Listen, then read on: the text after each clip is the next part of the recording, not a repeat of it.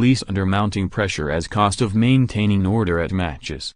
A single police force reported a colossal 114% increase in the cost of maintaining order football matches last season, amid a worrying increase in disorder and reported hate crime at games, Sportsmail can reveal. South Yorkshire Police figures show it cost £1.35 million to police Championship and League One games alone last season, compared with £470,466 the previous season. The rise is, in part, a result of the force having two Steel City derbies to deal with, after Sheffield United's promotion from League One in 2016-17, which meant leave being cancelled to get sufficient officers for the operations. The force now have 3 Championship and 2 League One clubs in a small radius, meaning a substantial number of higher-risk games.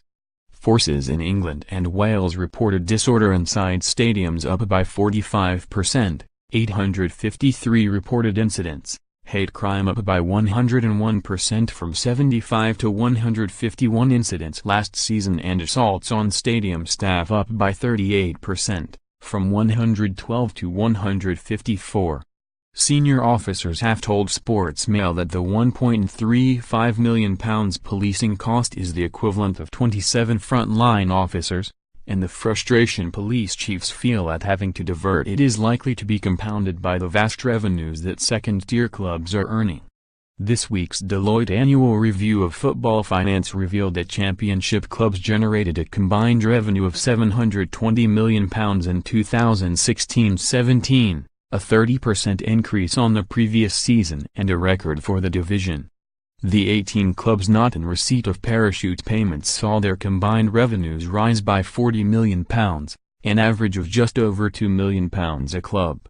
A Supreme Court ruling relating to Ipswich Town has established that forces must foot the bill for policing streets immediately adjacent to grounds on match days, even though they have been closed specifically for the purpose of clubs staging matches.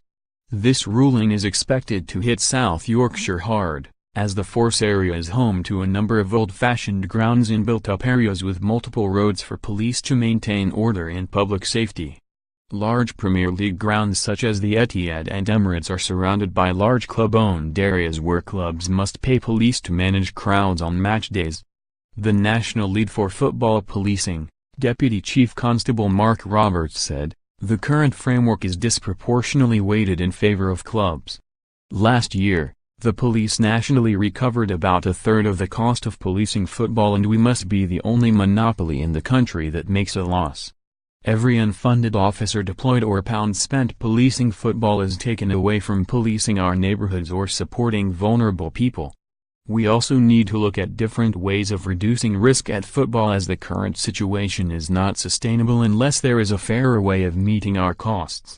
We acknowledge that the clubs are important to our communities, but Championship clubs spent significantly more on transfers than South Yorkshire Police's entire annual budget to protect the public.